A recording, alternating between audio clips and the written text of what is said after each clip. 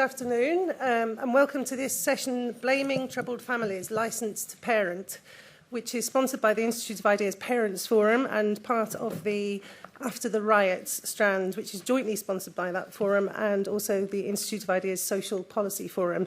So thanks to both of those forums for the stimulating ongoing discussions around the issues that we are discussing today.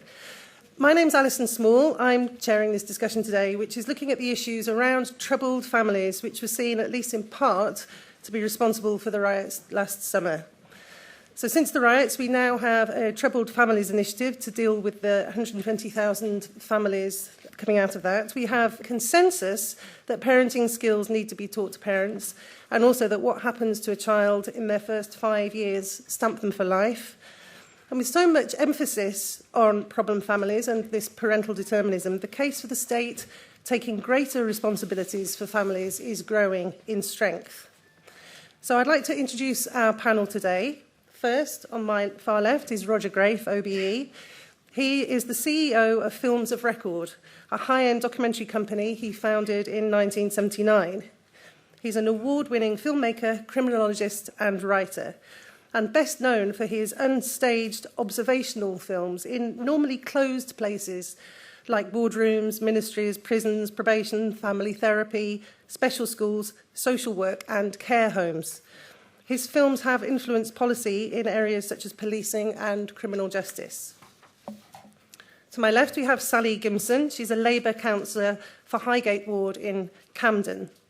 She sits on Camden Council's Planning and Housing Committees and has just been appointed the Council's Education and Equalities Champion.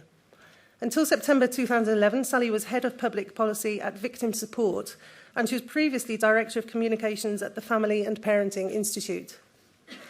On my right, we have Jane Sandeman. Jane set up the Institute of Ideas Parents Forum in October 2006 with two other parents, looking at why parents weren't just left to get on with bringing up children, but were constantly being told by outside experts what we should do, yet we were always getting it wrong. So this forum has gone from strength to strength, has looked at all sorts of issues from are turkey Twizzlers bad for your children, through to discussions about developmental psychology.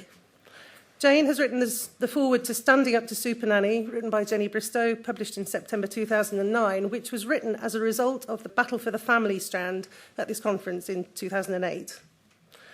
First, Roger. Thank you for the introduction, but actually the films that are most relevant to this, and I've made quite nearly 20 films about young people and children at risk. And also I was on the Child and Adolescent Mental Health Commission for 3 years, which produced Brighter Futures as a report on this, and discovered how little awareness there is of children's mental health problems, especially in the two areas, disciplines which are most likely to encounter it. One is teaching and the other is in medical schools. They have almost no training in recognizing this stuff. And then in the films I've made films like Teen Mum High, which was about, as you can gather, teenage mothers being kept encouraged to stay at school. We had a scene in that in which there was a 12-year-old giving birth and counting the baby, 5 generations of women in the home birth, including the great-grandmother, and all of them had babies at 15 or under. And then I made films about early years development and trying to help. I made a film called Breaking the Cycle about 3 to 5-year-olds kicked out of infant school, right? Kicked out of infant school because of the problems they had at home. And then In Search of Law and Order looked at young offenders, and because of my interest in what was causing young offenders to offend, particularly the hardcore that do most of it, we looked at a school called the Mulberry Bush School, which I commend to all of you if you're interested, at a film called Hold Me Tight, Let Me Go. That's for 6 to 11-year-olds, the most disturbed in Britain. So I've had a number of years looking at disturbed children and what might feed this. And then most recently we made 3 films in Coventry Children's Services, one called The Child Protectors, and then Kids in Care, which you might have seen, and The Trouble with Adoption, which the Prime Minister saw and decided he was going to speed up adoption. And what we learned from that at the end of all this, and meeting the birth mothers of children who were being taken into care, was that there is a clear flaw in the social contract around children. And the contest between the rights of mothers to have children, and the rights of children to have a happy and safe home life is real. And as we are talking right now, in the course of this hour, 3 children will be taken into care. A child is taken into care every 22 minutes. In the course of the next 3 days, a child will die at the hands of a carer or parent as well. So more than 100 children die a year. In those circumstances, that's 1 every 3 days. So we are not talking about safety. And the word care has lots of problems with it because of the shortage of fosters, the shortage of social workers, the shortage of family court judges, that since Baby P, the number of cases applying for adoption or fostering has gone up by 50% and no increase in the family court judges. So if a baby is taken at birth, it will take a year before that child is properly adopted, even if they're lucky enough to find an adopting couple. And they are put through all sorts of hoops. Out of 60,000 plus in care, 3,000 every year are going to be adopted. Okay? So what we have is a kind of curious mismatch between the rights of the mother to have children, and I understand that impulse. I have 2 of my own, and I'm very proud and love them to bits, but also the care system ends up absorbing 60,000 a year, if not more. And the treatment of those children seems to me to deprive them of their rights. You've heard, all of you, about the Rochdale, the children who were groomed from the care homes there, and other stories like that are up and down the country. The police knew about it for years, did nothing, and there's a kind of acceptance of the limbo in which children in care are put, simply out of sight, out of mind. And to me, this is a kind of disgrace. I mean, really a disgrace, where we are letting these children down, and they're going to have a lifetime of difficulty if they're unlucky, and the lucky few who end up in safe and loving homes have a fine life, and I know adoptions that have worked very well and fostering as well, but the majority are under this terrible pressure which is growing all the time.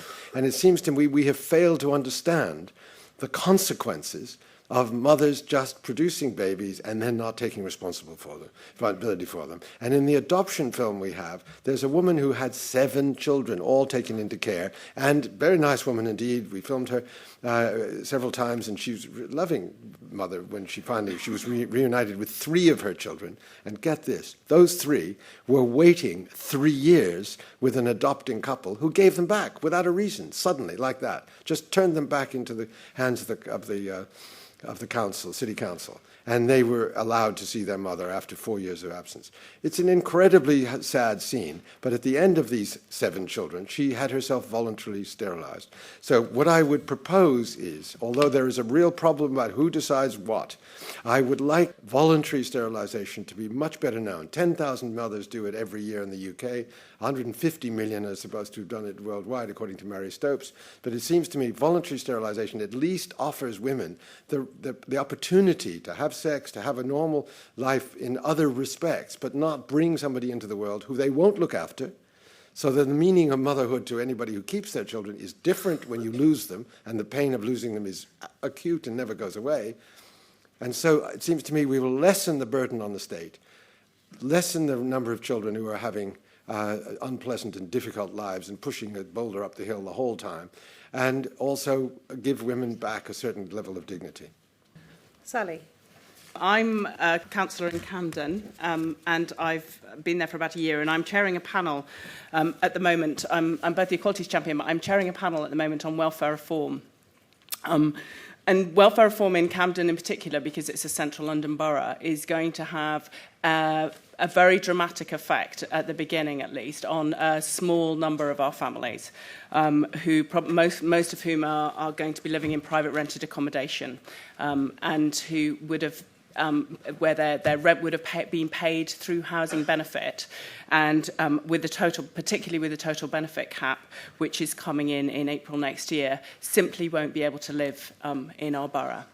And also next year, in October next year, what's coming in is universal credit, and that means that everybody will get a maximum of about £500. A family will get a maximum of £500 a week to spend on their rent and everything else.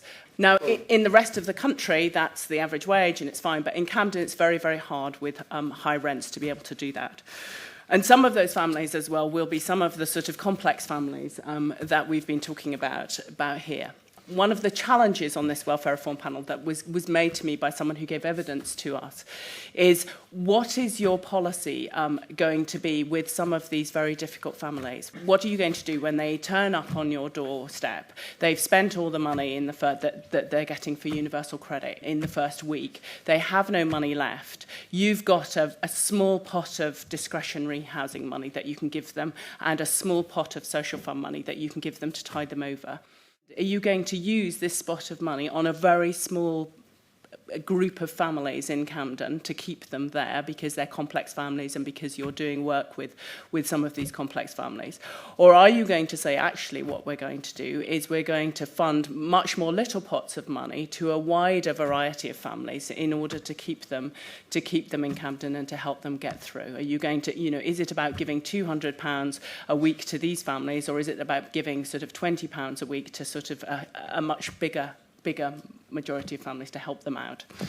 And if you don't do that, then those families, those complex, those difficult families, will not be able to stay in Camden. They will have to leave. And we will effectively be getting rid of some of our complex families in Camden. What should our policy, with limited resources, and you've got to decide where to spend it. And as a council as well, we have very limited ways of raising money. The money we're getting from government is being cut by about £80 million over the last sort of few years, and it will continue to be cut. So our resources are getting smaller and smaller. Sorry? Childminding numbers are cut, lots of numbers. So we're getting limited resources, and then the government's cutting money to us. Then the money to our poorest families are being cut. So what do we do? So that's one of the sort of dilemmas that we as a council are going to, and that's the kind of sort of policy that we're going to have to look at what we do, and I think have a policy about that, because we can't have people saying, well, you're rewarding delinquency ultimately. What you're doing is you're giving money and you're giving resources to the most difficult families, but to us who only need a few more hours work or need help out when things are rough for a few weeks, you've told us that money's not there and you're spending it on these difficult families who are not only difficult and perhaps and you might consider undeserving, but are also making our lives hell on the housing estate in which we live. So I just want to put that out there in a sense, in that's one of the kind of dilemmas that we have and haven't yet formulated a policy about that. Don't know yet, and actually don't know what the scale of the problem that we're going to face is going to be next year and onwards, because obviously a lot of these welfare reforms are being phased in until 2017. The other thing I wanted to do is make a kind of plea for, we've also got an equalities task force as part of looking at equalities in Camden, making sure that we don't allow this kind of thing to make us a borough which is more unfair than it is at the moment. Although once you start thinking that poorer people can't live in the borough, then it's interesting, because then of course you get a more equal borough because everyone's just very rich.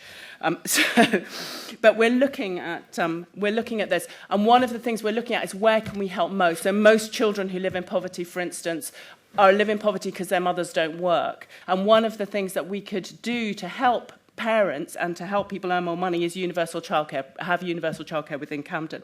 And the other thing I think which comes to Roger's point is I feel very, very strongly that we need to do something about mothers' mental health, because actually the mental health of mothers is what affects the mental health of the children. And if we had a policy generally throughout the country saying that we put a huge priority on mothers' mental health to keep them healthy, and that is where we would start to solve all sorts of problems, parenting and otherwise, all the way down the line. But that would be universal. That would go from the richest to the poorest. But if we did something about that and concentrated on that, then we might begin to solve some of these other problems, rather than be very literal about it and saying this is just about parenting or something else. Thank you. Okay, Jane.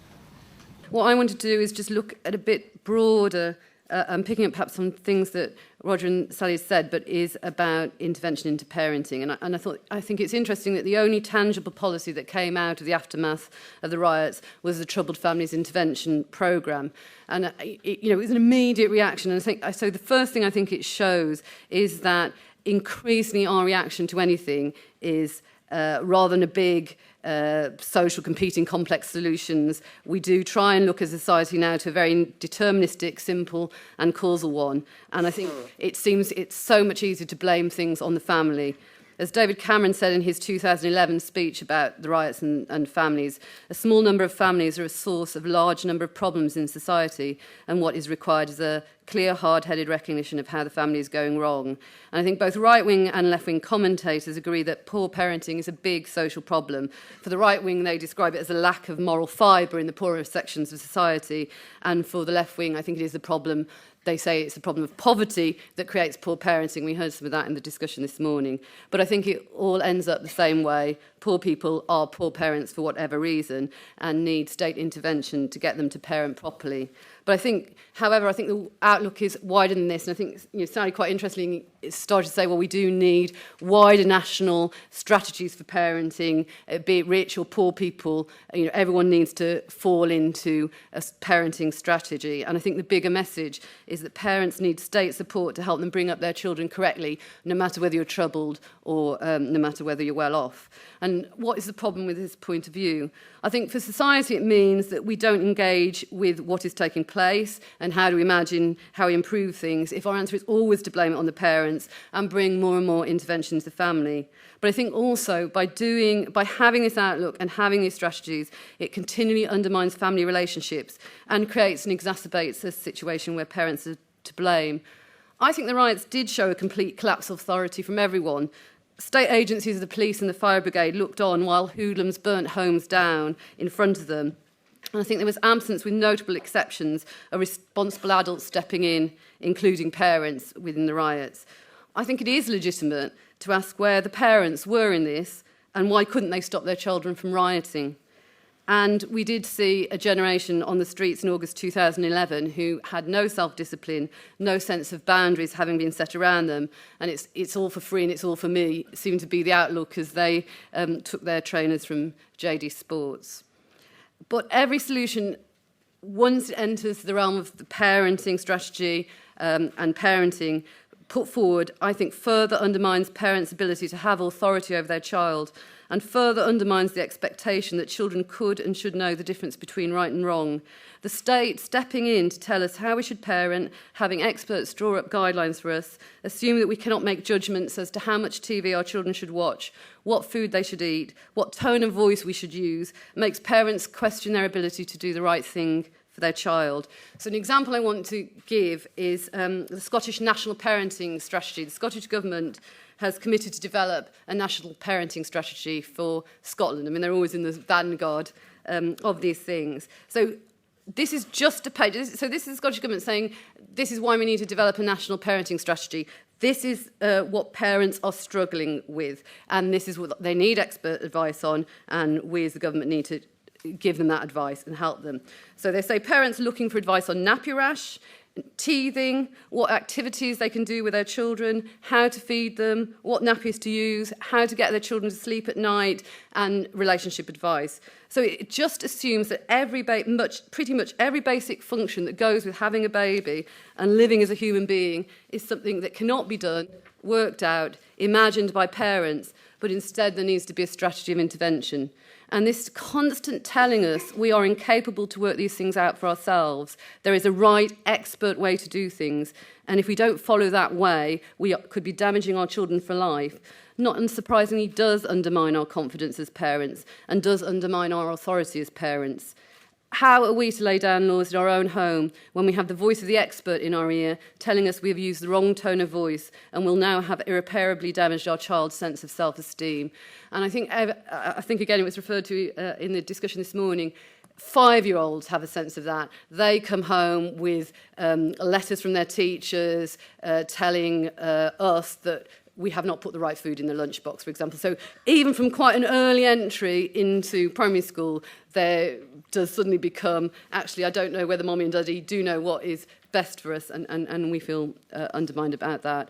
And I think the other side of it, at the same time, young people are cast as vulnerable individuals who must be sheltered and protected from any event in their life. For example, David Lammy, in his book, Out of the Ashes, suggests that there should be a week's parental leave when a child goes to secondary school. So the very event that used to mean a child was growing up, and it might be in a pretty problematic first few weeks, first term, but it was them growing up and having to learn independence, is now recast as an experience they need to be protected from. And the longer we treat children like children, where will they ever learn responsibility? So the more the family and parenting is elevated as the panacea to social problems, the more the state intervenes in it, because it says this is the most important thing that is going on, and the more, ironically, undermines the family. At the extreme end of society, there are those, and there are some really troubled families, but who are now pretty much managed by state agencies. I agree with Roger that the amount of intervention into some families now, it's in loco parentis, and so they increasingly can exercise little autonomy over their lives and are not expected to be autonomous by the state or themselves. I mean, it's a whole network. But on a wider level, it is every parent. We all have examples of where we behave not as we wish to with our own children because we're worried about what they think of us. The riots last summer showed that this constant colonisation of the private sphere by the state isn't working. It is not making us better individuals with better outcomes. It is undermining adult authority and creating a youth with no sense of boundaries. Instead of demanding more parenting classes, more diktats for early child rearing, what would society be like if we assumed parents could cope, they did know what to do, and they were the best people to bring up their own children? I can see that Roger has something to say, but before you come back in, I'd quite like to get some more thoughts from the floor as well, and questions and comments. I strongly disagree with Jane. I just want to register that right now. Okay, that's fine. I'll come back to you soon. Okay, that's fine, yeah. I had the misfortune actually to work in the Families at Risk division within the Department for Education, which was a real eye-opener.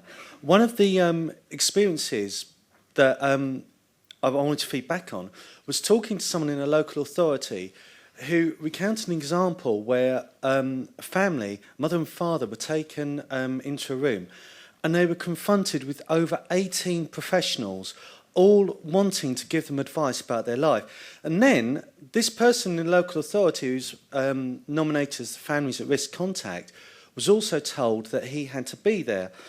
The point about this is this person said to me that this family were just absolutely overwhelmed by these very well-educated, eloquent professionals telling them what to do. And there is a real profound inequality with people, this family, who are trying to say, well, we're trying to do a good job here, and being undermined in every single way. And the really interesting thing about that is a lot of the professionals directly challenge traditional sources of authority within the family, especially grandparents. So when they're interfering in these families, the grandparents who actually may have a degree of expertise, being able to offer them some advice, they are labelled by the professionals as the real people to get out of the way so that they can get in there and do their job. And I think that is really awful. I guess my question's more for Roger than anybody else, but I'd be interested in others' observations on it. My understanding of one of the reasons why there is this spike in children being taken away from their birth families and put into the care system or prospective children for adoption is because there has been a sea change in the understanding of what you're supposed to be addressing within social work and more broadly within social services, away from Winnicott's idea of good enough parenting and Winnicott's view that as little should be done unless it's absolutely necessary to intervene in the family, and that we should also look to wider family networks first, to a version of, well, a reformulated version of Bowlby's attachment theory, focusing in particular on an expanded definition of neglect. And my understanding is that when families are now being assessed, an entirely different model and approach is being used. And it's on the back of that that we have this spike in babies and children being removed from their parents. That's described as simply a legitimate response to baby P. I was wondering if you thought that shift in the underpinning in relation to psychological development and ideas about the child is legitimate or itself more troubling than the troubled families. I mean, I tend to take my starting point as saying you shouldn't blame the parents from my sort of political past and understanding of the world and all the rest of it, and I can appreciate the focus that you want to make is the one that Jane looked at in terms of state interference. But at one level, do you not have to say, actually, parents should be ashamed if they can't raise their own children? Is that not a kind of logical end point to the idea of having a more responsible society where people say, actually, it's a disgrace that that woman is having her kids taken off her by social work again and again and again. So that ultimately, logically, we have to say shame is positive, because shame has a sense of people saying we should have standards and expectations of ourselves which are greater than they appear to be for some parents. And certainly the state doesn't seem to have very high standards of expectation for parents, which obviously that's a key thing you can actually say in terms of the interference and level of parenting support. Which is a kind of difficult thing to argue, but is there an argument for shame within this discussion? I'm going to I'd like Roger to come back now. First of all, the collapse of the community as a functioning body, which started with the urban redevelopment after the war and knocking down all sorts of working class communities that worked, where you could leave your door unlocked, where people would look after each other's children, and then putting them into tower blocks where they didn't know anybody and where they were frightened to go out themselves, and the children couldn't play on the grass. This is a country that doesn't like children. This is crucial, the whole thing. What kind of country says children should be seen but not heard? Well, they're seen and heard during the riots, and everybody says shock horror. But they're actually the cutting back of Sure Start, the cutting back of expanding the numbers that childminders will look at unregistered, which is a plan at the moment. This kind of thing is systemic neglect, brewing trouble. And I just want to say that it isn't. I mean, the gentleman who described 18 professionals trying to, overwhelming a family at risk. Of course, that's shocking and it's bad. But in terms of the question about Bowlby versus Winnicott, there is a culture war going on inside social work right now between those. And I've watched families who are being encouraged and helped to keep their kids to the last possible moment. But what they're terrified of is a baby P moment in which suddenly the whole policy will be discredited because of one, very serious omission by all the services, not just social work. But there's a kind of level of paranoia that's real. So the problem becomes not whether you just leave parents to cope, because all the parents, literally I say almost all, it's really virtually all, the parents over the years of the offenders I've worked with, or the young kids at risk and so on, they want help. They don't feel patronized. They're desperate for support of some kind or another, by a grandparent, by a neighbor, by a friend, by somebody who has this information. And the woman who ran this school,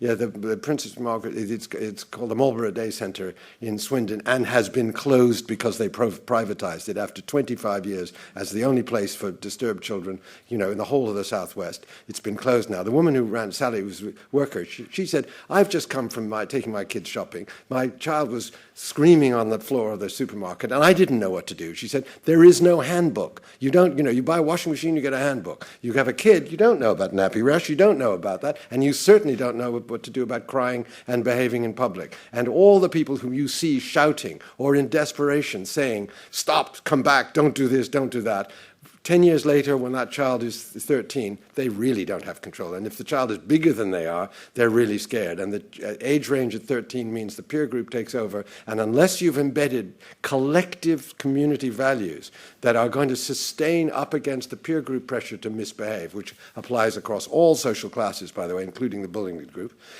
you have trouble. And I will, if we have time, Alison, list the factors that predict future offending when a child is 10. But harsh and erratic parenting is the top of 10 factors.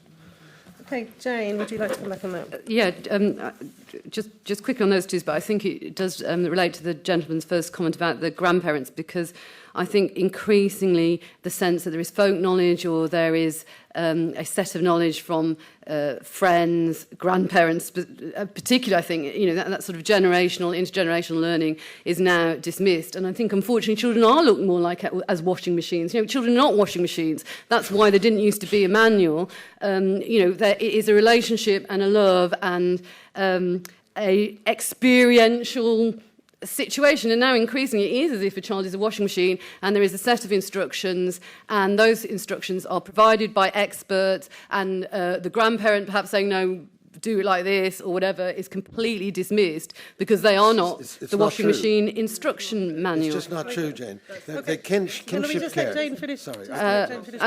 Just picking up on the... I mean, the baby P moment, I think you're right, Roger. I mean, you know, the increase of children in care is increasing exponentially. And I think there are two things around that. I think there is the fear of the baby P moment. You think just how awful, let's just reflect on that, how awful from a fear of, as a society, we can't, occasionally children will die in very chaotic circumstances, and they are so rare that they are imprinted on our brains. There's Baby P, there's Victoria Klimby, you know, we know the names. And to put a whole tranche of children into care because of the fear of those occasional things happening, because we as a society can't deal with it, I think should send shivers down our spine. But the other agenda to that, and as you say, Roger, your film going to David Cameron, is the idea of outcomes as well now, that actually children do have to be taken off their parents as soon as possible, because what matters in a child's life is the first 2 years. So there's a fast rush of adoption. And the thing about family courts, over 90% of adoptions are fought against by a natural parent or a grandparent or some person in that relationship, which is again why the wish to say let's end family courts quickly. So, you know, I think we are, all of those observations are right, but I think we should reflect what chilling outcomes are coming from that. Sally, do you want to come back? I wanted to come back on the grandparent point, because I actually, when I worked at the Family and Parenting Institute, one of the problems that we came across a lot was that actually social workers were very keen to give the children to the grandparents. It saved money, and often they wouldn't. One of the problems that the grandparents then had was that they weren't given extra benefits or extra money to look after these children, and ended up sort of completely transforming their lives as grandparents with these children who were often their own children who were often drug addicts, had severe mental health problems, had severe alcohol problems. Were women who were victims of domestic violence, had a whole sort of myriad of problems, and these elderly people in their 60s were having to take the children back, having to take their grandchildren back, and then they would find that the social workers wouldn't necessarily tell them that they could, I can't remember what it is, but they wouldn't tell them that they could be a guardian, I think, and therefore have the money, get the money. They were just told that this was their duty as grandparents, and the kids were just more or less taken away and dumped on their doorstep. So this idea that the state is actually spending vast amounts of money on trying to control, trying to take away children and their families is actually, the state is trying to save money, and at the moment it's trying to save even more money, and that I think is the biggest worry, that these families won't be helped by therapeutic care from the state in a way that they should be helped, that there will be that they will simply sort of they will be put with not qualified childminders, that they will be given to grandparents, and grandparents won't be given any help with these children, that actually we won't do enough, and we won't invest enough, and these parents with welfare reform will be pushed into even more poverty and find it even more difficult, and mental health places which could help them will be closed down. I wonder whether we're tilting a bit at windmills here, that actually the state is withdrawing very, very fast from this, and we're all of us who are having to deal with this are under incredible pressure, and we're just going to see it much, much worse. Thank you. I've had dealings with individual children as a head teacher, children whose fathers have walked out usually, and in the family we've had successful and less successful fostering and adoption. One of the things I'm aware of here is Jane's concern about the undermining of parental confidence by the imposition of experts, but also the agreement, I noticed the nodding just now at both ends of the table, about the need for early intervention with children. It seems to me that much of the evidence on which interference in family life is based comes when the child has already suffered. In a sense, it comes too late, and yet with our present legal system, you have to wait until you've got that evidence. I wondered whether there is one point at which an intervention can take place before a relationship is formed between a child and its parents. I think a lot of the discussion we're hearing here is about the concern with the parents rather than with the child. If when a child is born, before it has a relationship with the parents, you were to ask the parents or ask the mother, do you know the name of the father? Where is the father? Are you in a fit state to provide a home? I think that might suggest ways in which we could move forward, perhaps with a minority, a very small minority of parents, but perhaps in a way that will mark out clearer expectations for parents.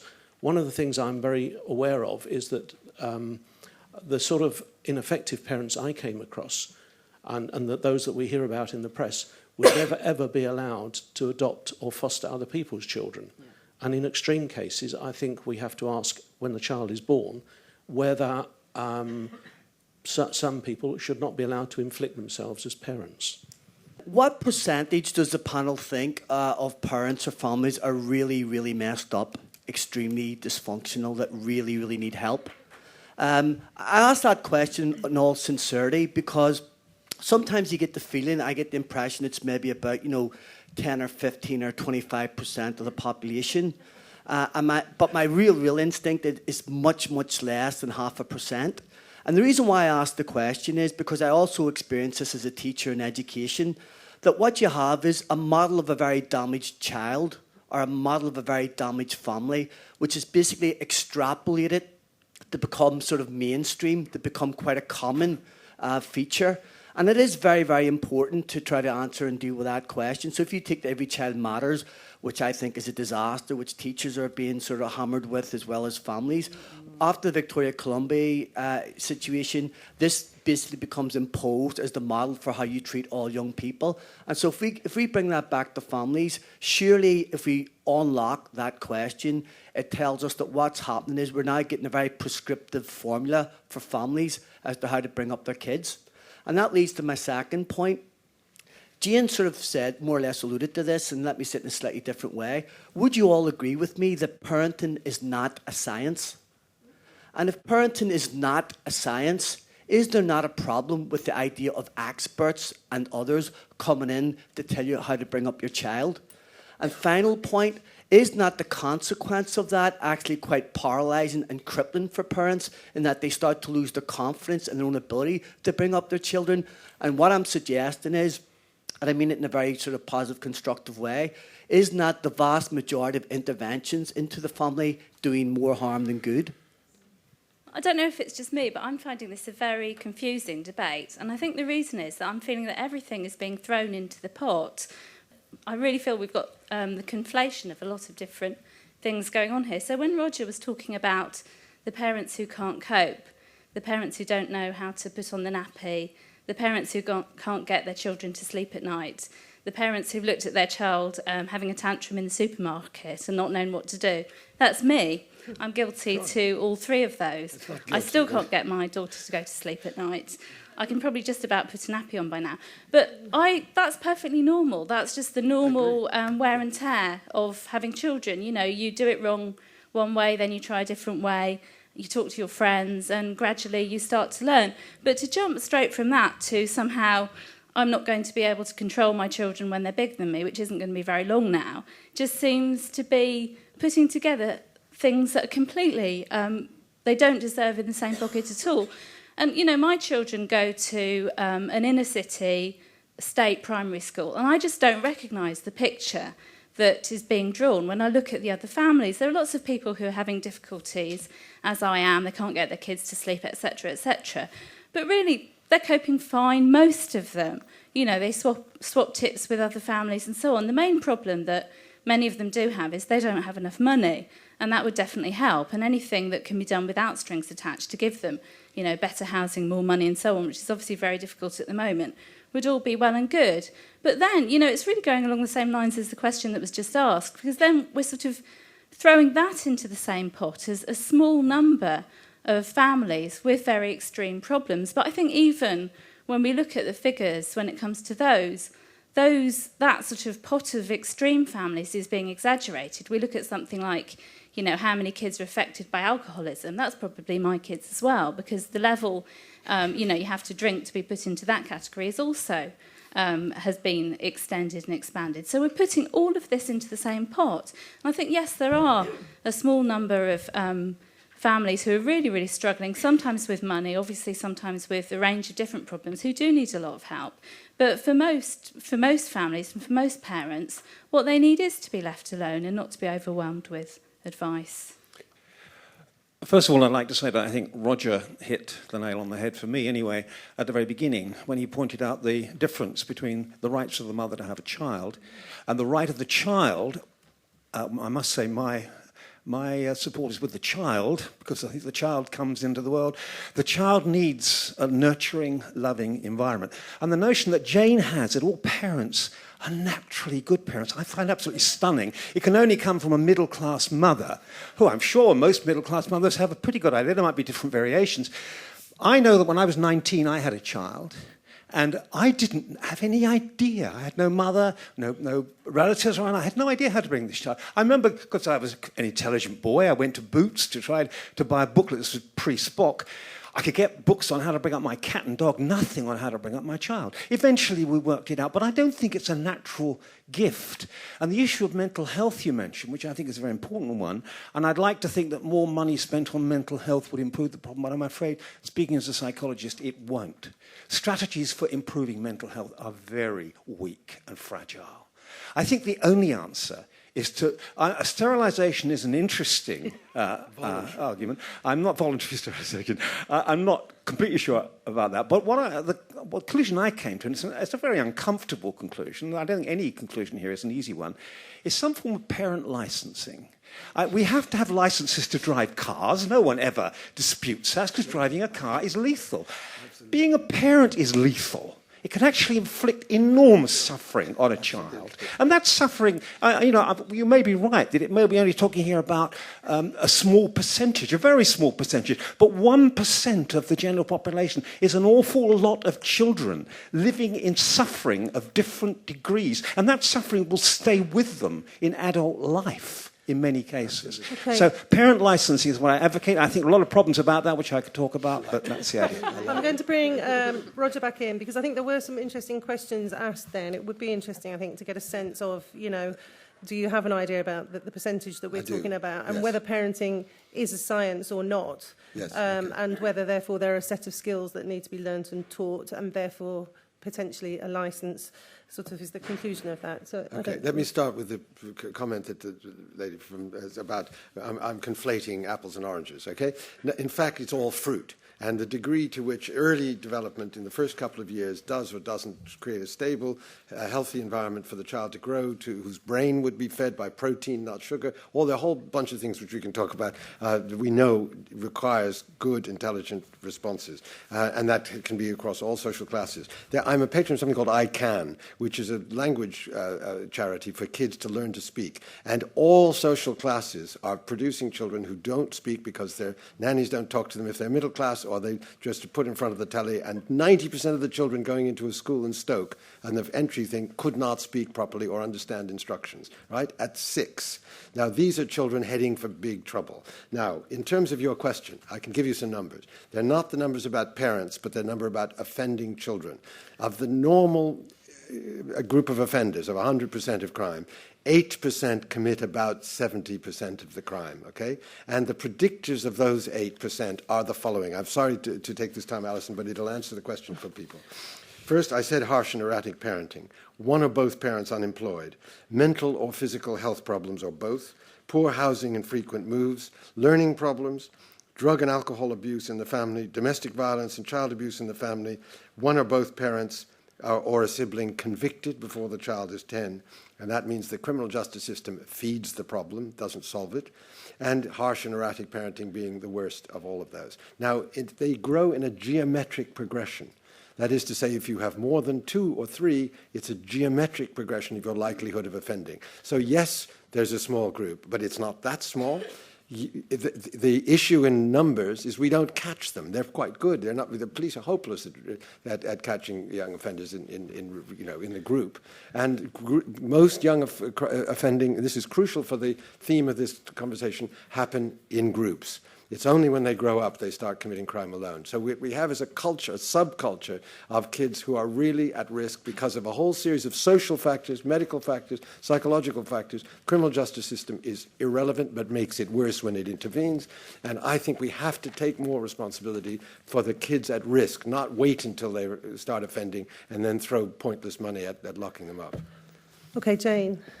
Well, I think just very quickly on the numbers. I mean, obviously, the statistical sampling is very problematic because it's very small. So the number of the 120, the Ruth Levitas report, which is the 120,000 troubled families, was not actually the troubled families. It is very much a number of families that they extrapolated which have troubles, mental health problems at home, scarce resources, and that was then these families are causing the riot. But even the survey that said it's 120,000 families.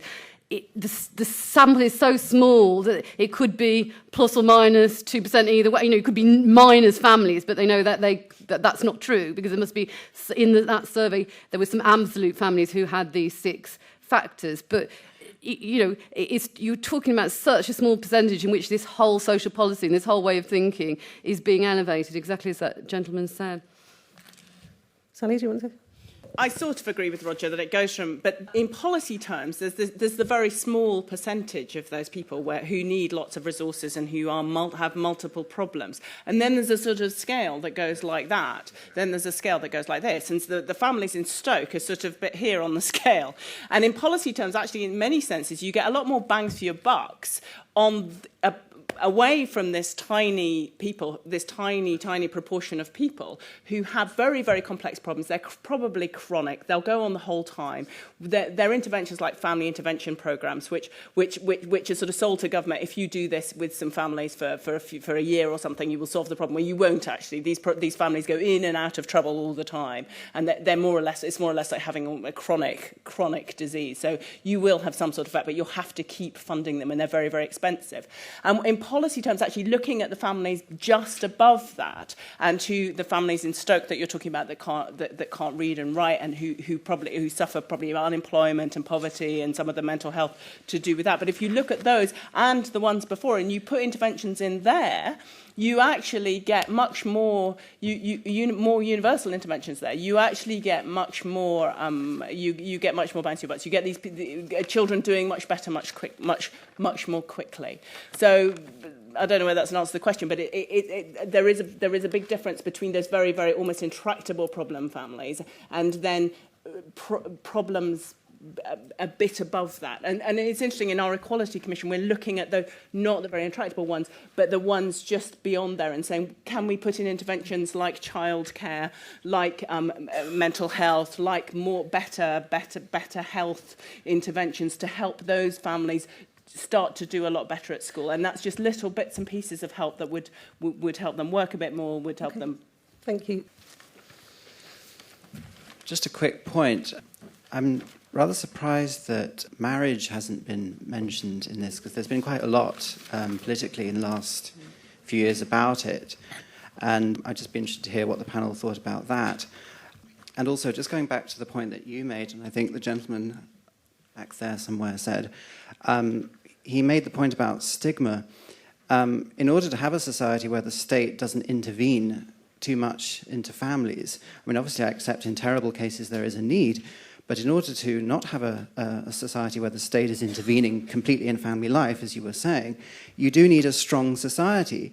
And that does mean, surely, the ability of a society to hold certain moral standards, which may well involve things like stigma, however painful it may be. And if you don't have stigma in a society like ours, where we're very sensitive about making judgments about people in this country, about family life, I'm afraid it does mean that people lose sight of what being a parent is, and especially if they're quite far away from the grandparents and the extended family, it is very difficult for people to know how to behave if they're not feeling that kind of societal pressure. So surely you do need a strong society.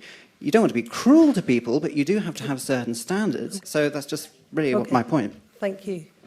A lot of the comments that we've heard this afternoon seem to equate professional intervention with an imposition and with a culture of blaming parents.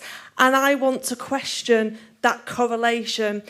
is it possible to have models for supporting families that are truly supportive, that make parents active in developing their own capacity, perhaps through listening to parents and getting them to talk and them to tell their stories rather than the professionals telling them what to do. That's my first point. The second point is, if we are not intervening as professionals, are we keeping our own skills exclusive? Is it not elitist to keep them to ourselves? I know that with the vulnerable young people I work with, I have to use every tool I've got to get them through the day, and I don't want to keep those tools to myself.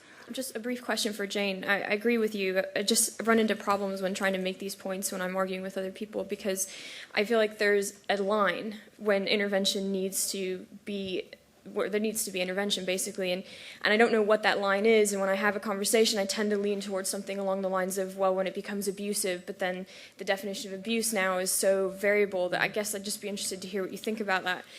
The response, I really quickly just want to respond to Roger and the gentleman who asked a question to my left.